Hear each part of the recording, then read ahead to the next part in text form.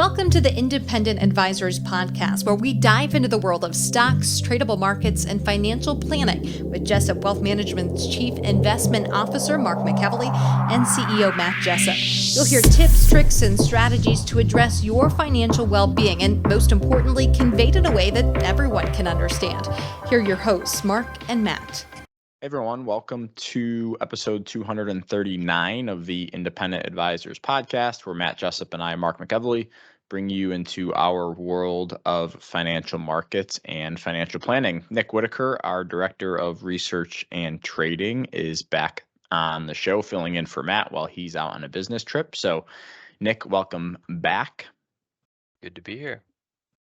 As always, we will review the month-to-date and year-to-date performance of the major market indices that we track, and this data is from YCharts, and as of February 14th, 2024, S&P 500 index is up 3.2% for the month and up 4.8% for the year. The Dow Jones Industrial Average up 0.7% for the month of February and up 1.9% for the year. The NASDAQ Composite Index up 4.6% for the month, up 5.6% for the year. The Russell 2000 Small Cap Index up 3.2% for the month, down 0.8% for the year. And the Vanguard All World Ex United States ETF up 1% for the month and still down 0.7% for the year. 3-month Treasury rate sitting at 5.43%, the 2-year Treasury rate at 4.56%, and the 10-year Treasury rate at 4.27%. So yields have come up a little bit over the past couple of weeks, Nick, and due to primarily the big headline or current event from this past week was January CPI or consumer inflation numbers coming in stronger than expected, with the biggest contributor being shelter or rent, as we have talked about in the past, since that is a lagging data point. So CPI came in at 3.1%. versus expectations of 2.9%, and then core CPI came in at 3.9% versus a consensus estimate of 3.7%. So the data was viewed as a basis for the Fed to push out the timing of the first rate cut, which promoted heavy selling pressure on Tuesday in the markets. However, markets did bounce back yesterday. And it looked like markets, the futures were up this morning before the market opened. Fed funds futures market, which had been eyeing the month of May, for the first rate cut, now thinks it will be happening at the June meeting. And when the year began, it's interesting to note that the market had placed its bets that the first rate cut was going to be in March. So that has continued to get pushed back. Not surprising. January tends to be kind of a weird a weird month for data anyways. Things come in and tend to run a little hotter than expected just in any given January. So we weren't necessarily surprised by this. Did cause selling on Tuesday. But like I said, markets made up not all of what they lost on Tuesday, but a lot of it on Wednesday. So just a short-term pullback there. Moving on to tweets, articles, and research from this week, Nick. The first thing that I had is a blog post from David Keller on stockcharts.com titled "Beware the Hindenburg Omen." I'm not sure if you've ever heard of this, Nick, but what the Hindenburg Omen essentially is that it looks for conditions that are very common at major market tops. And does a valid signal guarantee a major market top? Of course not. But going back through market history, very few peaks have occurred without the Hindenburg Omen dropping a bearish signal just beforehand. So David kind of outlines what needs to happen to get one of these bearish signals. And he says, first, we need to confirm that the market is in an established uptrend, as this is an indicator designed to identify market tops. So we take a chart of the NYSE Composite Index and look to make sure that the 50-day rate of change is positive, meaning the market is higher than it was 10 weeks ago. At major market tops, there were not only plenty of stocks making new 52-week highs, but also a bunch of stocks making 52-week lows. This implied investor indecision as stocks were both breaking out and breaking down around the same time. Finally, we're looking for a bearish rotation and market breadth, suggesting that the strength that pushed the benchmarks higher in the bullish phase are now starting to dissipate.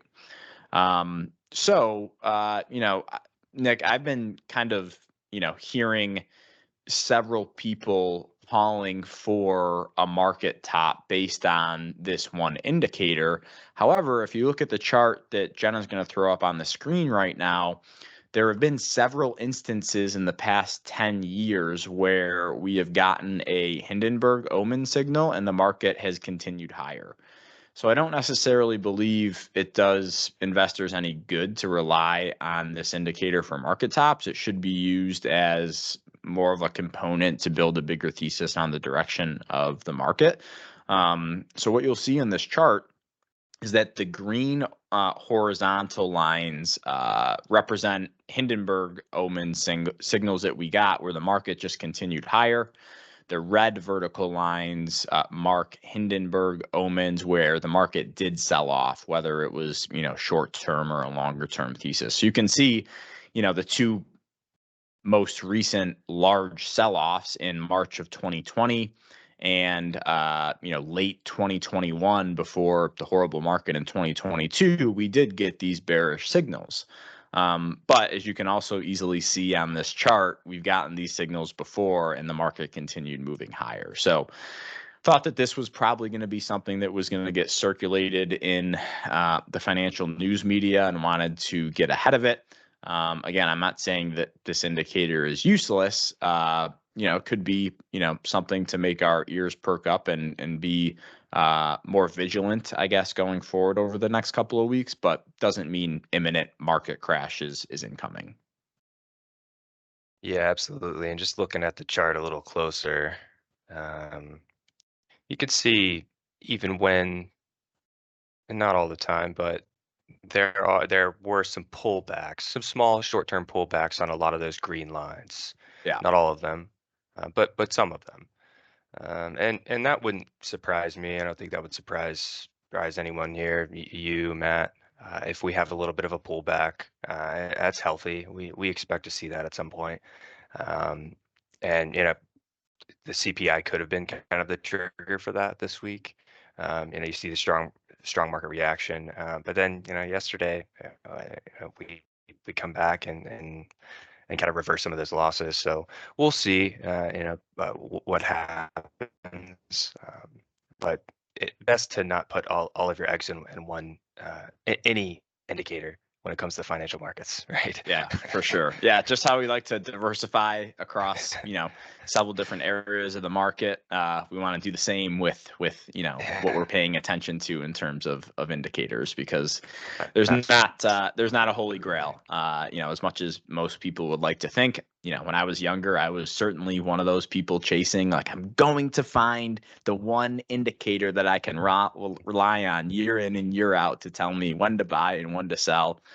And let me tell you, spent hundreds of hours probably on it. It does not exist. Yeah. So next thing I had was a blog post written by Jason Zweig at the Wall Street Journal, and this was back on January 26th, titled "What I Learned When I Stopped Watching the Market." So Jason says, I'm back at my regular post at the Wall Street Journal after being away on book leave. That long hiatus disengaged me from the daily hubbub of markets so I could frame investing ideas in a longer historical and broader psychological perspective. When my last regular column ran on May 26th, the S&P 500 was already up 10.3% in 2023, right in line with long-term average annual returns of U.S. stocks. Let's just call it a year right here, I recall muttering to myself. From that day to this week, I tuned out the daily noise of fluctuations in stocks, bonds, commodities, and economic indicators. What's that, you say? The S&P sank more than 10% and the Nasdaq fell more than 12% between July and October. Then, in 3 wild weeks, they roared right back out of their declines. I never noticed. When you don't watch the market every day, you can finally see with unquestionable clarity that what you would have expected to happen didn't. The unexpected did. Have you told me war would break out in the Middle East in October and last for months, I would have been sad but unsurprised. Had you added that crude oil, after a fleeting surge, finished 2023 at a lower price than the day I left, I would have been amazed. In May, I already wondered whether Nvidia, then up 167% in 2023, had risen too far, too fast. The computer graphics giant at the forefront of the AI boom has since gained another 58%. I'm not saying that the news doesn't matter. I am saying that reacting to the news or even feeling you're supposed to can poison your portfolio and sour your life. If you're tempted to make drastic changes to your portfolio in response to the headlines, then you could benefit from simulating my market sabbatical. And this is something, Nick, that we talk about, several times throughout each year, right? Is not letting the day-to-day noise influence your decisions when it comes to making changes in your portfolio. But I think it just, it goes back to, what we've mentioned here before. It was probably a lot easier on the mind, at least, to invest, when all this technology wasn't around. And now with social media and being able to trade stocks, bonds, commodities at the tip of your fingers on your iPhone, it makes it a lot more challenging to overcome the psychological desire to want to act when something in the world goes wrong, right? So, I think that this is a really good practice for a lot of people that more people should take advantage of that Jason went through. Because, at the end of the day, like Jason did, obviously you could have done this in 2022 and been like, oh my God, it was a horrible year. But just because it was a horrible year doesn't mean that you should be making changes or making changes to your plan. So it's a really good practice because, it is one of those things that, it's so easy to access that it's, it really drives that dopamine hit. Either, it puts you in a really, really good mood when you look at your accounts and the market's up, or it puts you in a bad mood when the market's down over a couple week period. And I don't necessarily think that's the healthiest for the general population, but thought that this was a good practice. And, if I weren't, I would like to think if I weren't in this industry and this wasn't my day job, that I would try to implement something similar. Yeah, absolutely. I think this is one of the biggest psychological pieces of the wealth management industry, is helping our clients understand this and kind of bridge that gap. We have to be in it every day. That's our job. But we also understand this side of it. We understand the long game. We understand volatility and all the details around the financial markets. This is actually one of the challenges that I've noticed switching from a more institutional role to wealth management. This piece here is probably one of the biggest takeaways that I've had and over the past few years working in the wealth management industry is, I don't want to say the gap in knowledge, because that's not necessarily the case. It's not necessarily a gap in knowledge with clients all the times, but sometimes it is heightened the heightened emotions around the volatility, and for good reason and understandable. And we do our best to not diminish anyone's emotions around the markets and their retirement portfolios, etc. But that is a challenge, and getting people to take the deep breath and trust in the long plan. I think that's the wealth management industry in a nutshell. That's one of the big challenges that we have to work with, I think. Yeah, 100%. I would argue it's more than half of our job is kind of acting in that psychologist role for Yeah, people, right? Because this yeah, stuff can be very, very emotional. But yeah. last thing I had was just a quick one, quick blog post from the Grindstone Intelligence blog by Austin Harrison on February 7th, titled "Almost Time for a Tech Breather?" question mark. He says tech is unstoppable. Just how unstoppable? Over the past 5 years, technology has risen more than 2 times the return of the S&P 500 index. Tech's dominance has been so extreme that every other sector has lagged the benchmark. 10 out of 11 sectors are below average. Jenna will throw this chart up in the show notes and on the YouTube page. But what's this going to show is the S&P 500 performance by sector going back the past 5 years. And as you can see, the blue line is the tech sector, the black line is the S&P 500, and every other sector is kind of grayed out in the background. But you can see tech is the only sector that has outperformed the S&P 500 over the past 5 years, and it just goes to show you how dominant tech has been. And the reason I bring this up is that this chart is kind of the reason why we aren't necessarily an advocate for modern portfolio theory, which thinks that investors should have an allocation to all areas and sectors of the market. In my opinion, investors should want to own the strongest industries, sectors, and stocks. And whether that's with individual stocks, ETFs, mutual funds, doesn't matter or make a difference. But it hasn't made sense to own utilities or consumer staples over the past 5 years. It just hasn't, and this chart shows it. So just something that I thought was interesting. And again, just because tech has been this dominant over the last 5 years doesn't mean it can't be this dominant over the next 5 years. Yeah, Interesting stuff absolutely. from the tech sector. Yeah, I think it's an amazing chart, and it's an amazing chart for someone who isn't in it every day. For listeners who aren't looking at these types of charts every day, I think this is an excellent depiction of what has been going on in the market over the last 5 years and potentially even longer. The data gets a little muddled because of the GICS change with consumer services or excuse me, communication services breaking out a couple of years ago, more than a couple of years ago now. Yeah.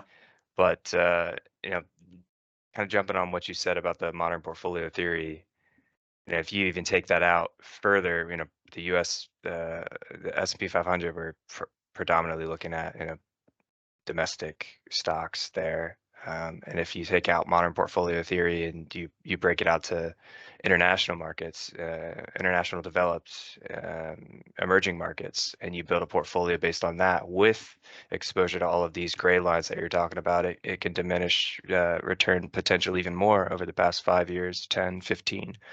And that's part of that is that idea of diversification and trying to kind of steady the line over time, which can decrease volatility of the portfolio overall. Yes, absolutely, it does decrease volatility. However, it can absolutely eat into your overall gains if that is, the desire, as this chart very well illustrates, I think. Yeah. Yeah. Well, with that being said, Nick, I will turn it over to you. Yeah, the first thing I have is just a little follow-up on inflation detail. This is a chart from Bloomberg with data from the Bureau of Labor Statistics. Keep in mind that this chart was actually released the day before the inflation numbers were printed. It's a good chart. I just wanted to show it anyway. The article I was reading said the following: the Fed's Michelle Bowman said there is no need for rate cuts soon, as the benchmark is a good place to keep pressure on prices. Thomas Barkin echoed her comments, warning businesses may be slow to give up pricing power, but disinflation may not be enough for some officials who also want the slowing to broaden more meaningfully fully to houses and services. We talked about it earlier that the inflation numbers came in a little hot, primarily on shelter costs being up a little bit. And this doesn't surprise me to see this kind of commentary come out of the Fed.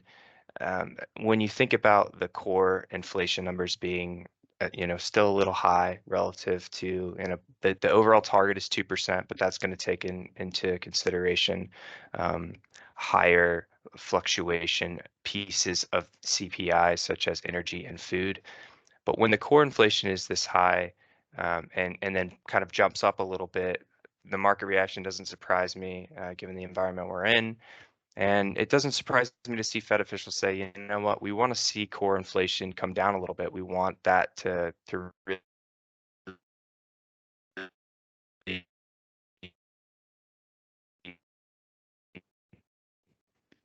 eat away. We want rate hike to help pressure that. You can see in this chart here, the came in even higher than forecasted. I think that's going to be a little bit of a narrative, and that's this is a personal opinion, but I think that is a big piece of what can keep this Fed really, I don't want to say foot on the pedal because they're not accelerating, but can just keep them in, hey, let's just wait and see mode. I think they want to see the overall number move down to 2. Yes. But I think they have a keen eye on some of the core basket items, so to speak. Yeah. Nah, couldn't agree. Couldn't agree more. Do you have anything you want to add to that? I do not. Excellent. The second thing I had was checking in on commercial real estate. There's a lot going on in the market about this, and you'll be able to read a plethora of different items. So this is kind of a hodgepodge of information that I pulled across a few different articles across the week, from Bloomberg. I'll read a couple quotes here. We're coming up against a maturity wall. So there are a lot of commercial property loans coming due. Nearly 20% of outstanding debt on U.S. commercial and multifamily real estate, 929 billion, will mature this year, requiring refinancing or property sales. That's far higher than an earlier estimate by Mortgage Bankers Association, a surge attributed to loan extensions and other delays. About 4.7 trillion of debt from all sources is backed by U.S. commercial real estate, ratcheting up concerns among regulators because building values are sliding. Increasing defaults and write-downs have hit lenders like NYCB, as well as KKR's Commercial Mortgage Real Estate Investment Trust, and holders of commercial mortgage-backed securities. A lot of this gets down to some of these changes, these changes that we've seen from COVID with office demand, and kind of really working its way through society and the system. This next piece I grabbed from a different article that talked about weak demand for office space, which is squelching appetite for new developments as remote work and high interest rates find ground in major U.S. cities. Among 12 business centers, the decline is particularly steep in Chicago, where 9 construction cranes were operating as of August compared with 29 pre-pandemic. Only Manhattan did worse. And there's a little chart that will show up, that we'll throw up for listeners. There's going to be continued news about this. You have Evergrande over in China. You've had multiple banks in Europe talking about their commercial real estate portfolios in the U.S. are lagging, and the values are going down because interest rates are up, so the demand isn't there. There's still uncertainty around, how does hybrid work and the changing in worker preferences play out over the next 10 years. So there's still a lot going on. Then you throw in the fact that there's a lot of debt coming due at the same time. Not all banks are in a bad situation. It's going to be very dependent on the individual bank, and a lot of the focus you're going to see is going to be on smaller regional banks over the next couple of months. But not all small regional bank is made the same. So just keep that in mind. Do you have anything to add there? No, not really. It's just interesting, to kind of compare the commercial real estate market with the, private real estate market, if you want to call it that, like, because home builders have been one of the best performing industries in the market over the past year, right? And then it's just interesting that you have all this going on where there could be maybe some hiccups in the commercial real estate sector for some time to come. So I think just one of those things that we're gonna have to wait and see how this plays out. Some people might be licking their chops and saying, "Ooh, it's going to be the beginning of the next '08 where I'm going to be able to, gobble up, real estate at super cheap prices." And while I don't think it's going to get that bad, we'll see, right? Yeah. I don't. It's I don't want to throw a bold prediction out. I think there'll be a bit of a gully in commercial real estate for a while because companies have to figure out changing structure of the workforce, and how much office exposure do you want if you're a multinational company with 2,000 employees. If half of them prefer to work from home and you can have cost savings there, maybe that makes more sense. So those trends are still playing out. They'll take continued years to play out because commercial rents are longer contracts, right? That's typically how those work. My last piece is kind of going back to the tech conversation we talked about earlier, is about the overweight on the Magnificent Seven, so to speak. And this comes from the BOFA Fund Manager Survey, which we talk about every now and then. All in on tech. Everyone is going all in on U.S. tech. Allocation to the sector has reached the highest since August 2020, according to Bank of America's latest fund manager survey, which also showed the most crowded trade by far was owning the so-called Magnificent Seven. The hunger for everything AI is helping, as Joe writes, as our cost-cutting plans from some of the biggest names like Meta and Amazon announced in the latest earnings season. So we'll throw a chart up here that shows it's that shows kind of like the overweight, the Magnificent Seven, and it being a so to speak crowded trade.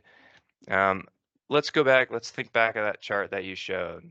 Just because it's a crowded trade, does that mean it's a problem and we need to sell out of it? No, not at all. Right?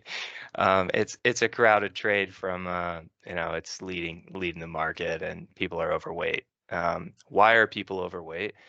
People are overweight, simply put, because the earnings are strong and the growth outlooks are strong.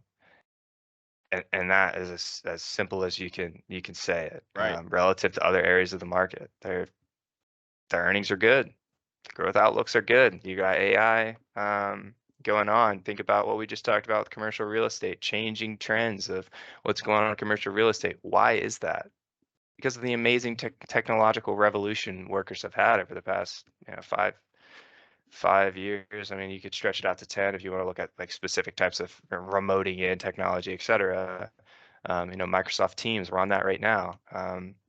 Just the changes have been pretty astronomical, which is why I think you have that overweight, and why the Magnificent Seven has done so well. That's not to say that a pullback is not possible, if not probable at times. Some profit taking I think can be expected, in the same way that we saw that to some degree last year, right, where we saw a big kind of dip in it, or people were taking profits and reallocating, and then it came back in, and that's where that's more, it's going to be kind of month to month and short term kind of movements, but anyway.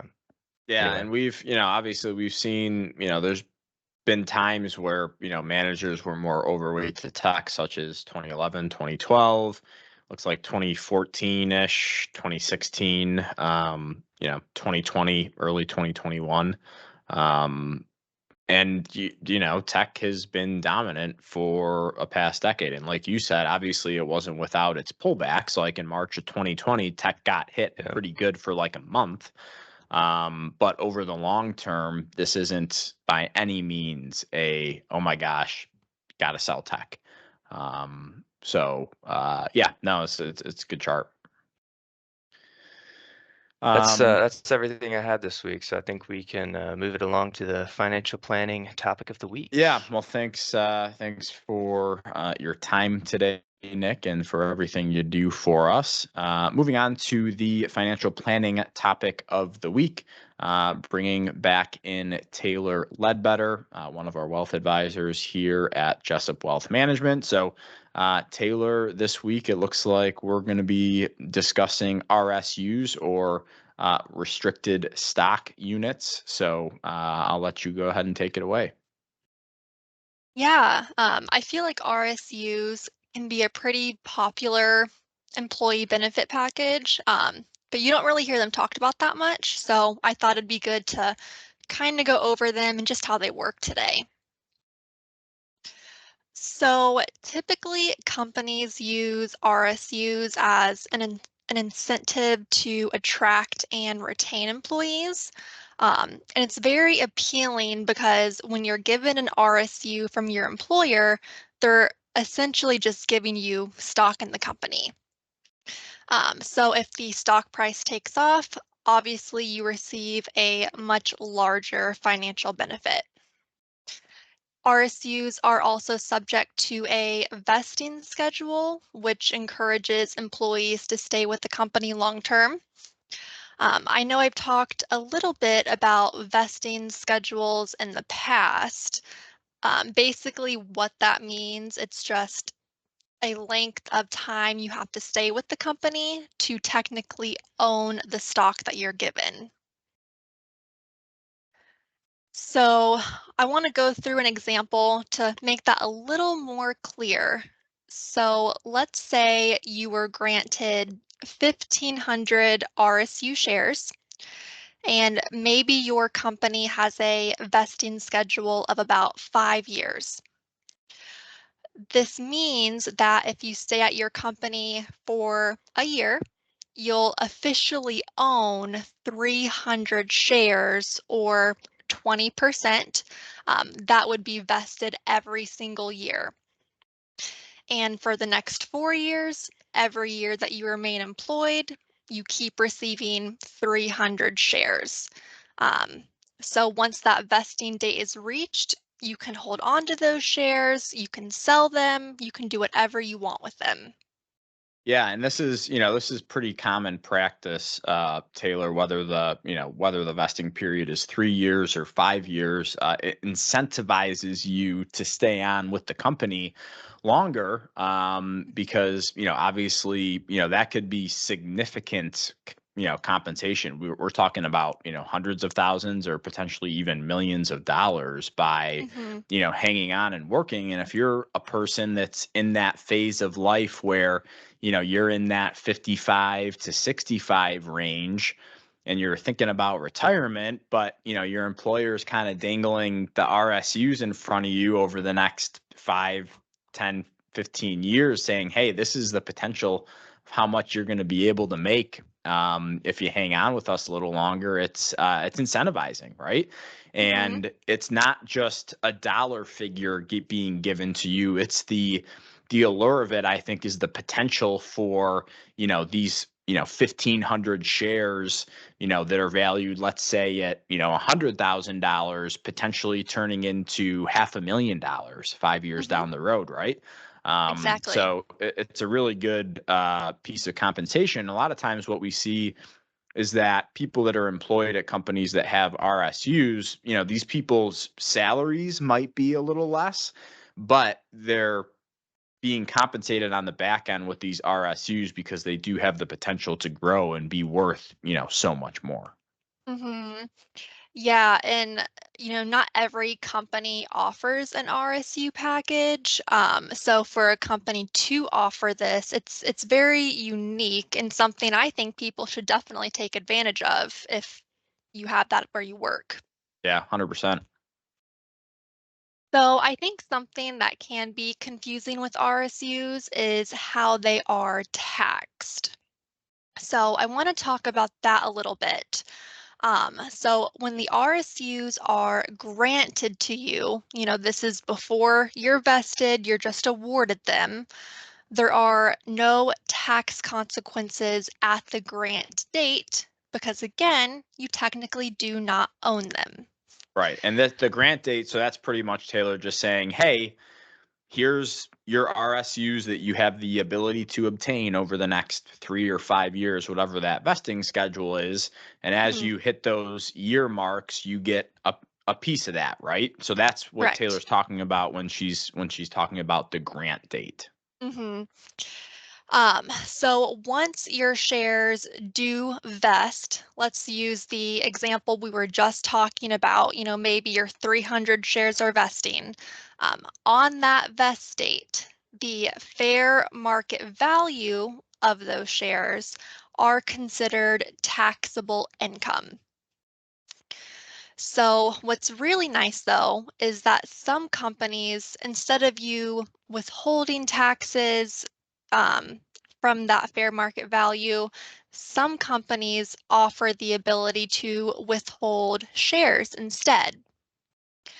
So again, if you have 300 shares that are vested, let's say they're worth about $10 a share, you'll need to pay income tax on $3,000. So let's assume you're in the 30% tax bracket. Your bill would be about $900. But if your company allows you to just pay taxes out of the shares, you would just withhold 90 shares, if that makes sense. Yeah, it does. And if companies offer this option, Taylor, I'm always a strong advocate for doing that. Mhm. So, you don't have to worry about the tax consequences in the future. It's just, hey, you withheld the amount of shares to pay the tax bill. So when your vesting date hits, anything there is you're just paying, gains on, or taxes on the gains of the stock, right? And especially Mhm. if you hold it for longer than a year, it turns into that lower long-term capital gains tax.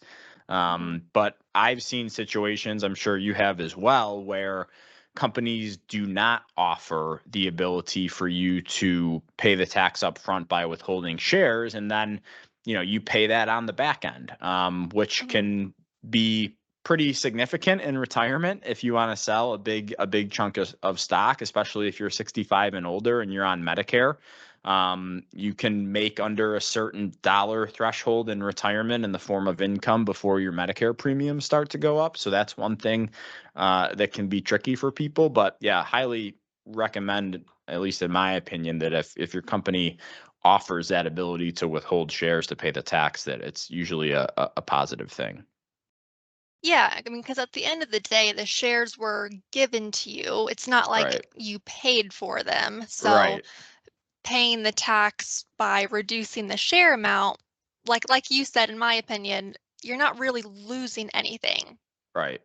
Right. So, yeah. Well, that was great, Taylor. Thank you for taking time out of your morning to talk about RSUs. I think that this is something that is beginning to be more and more popular, at least from what we've seen with employers. So, yeah, it's a great form of compensation, and I know it's another acronym in the finance industry that people might need to learn, but thanks for taking time today to go through that and explain it. Yeah, of course. Before we end off, just want to let listeners know if you want to create your own podcast, you can use the promo code Jessup Wealth to get your first month of Blueberry podcast hosting for free. To choose the ideal plan for you, use the hosting estimator on their website. Again, you can receive your first month free with promo code Jessup Wealth, all lowercase, no spaces. Thanks, everybody, for tuning in and listening to episode number 239 of the Independent Advisors Podcast. We will be back with you next week for episode number 240. Thank you for listening to the Independent Advisors Podcast. If you're interested in hearing more, hit the subscribe button so you can be notified every time a new episode gets released. Feel free to share with friends, family, and follow us on Twitter at Jessup Wealth, Facebook, and LinkedIn. Mark and Matt will continue to share beneficial information on these social media sites insights. Also, check out the podcast tab on their website. That's www.jessupwealthmanagement.com. There you'll find links to every episode of The Independent Advisors. Have questions or topics you want to discuss on the show? Message us on Twitter, LinkedIn, or send an email with the words questions and topics in the subject line to inquiries@jessupwealthmanagement.com. We'll talk about it right here on the podcast. Certain sections of this commentary may contain forward-looking statements based on reasonable expectations, estimates, projections, and assumptions. Forward-looking statements are not guarantees of future performance and involve certain risks and uncertainties which are difficult to predict. All indices are unmanaged and are not available for direct investment by the public. Past performance is not indicative of future results.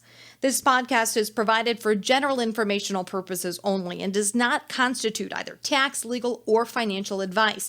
Although we do go to great lengths to make sure our information is accurate and useful, we recommend you consult a tax preparer, professional tax advisor, financial advisor, or lawyer regarding your specific circumstances. Investing involves risk, including the loss of principal. No strategy can guarantee any objective or goal will be achieved.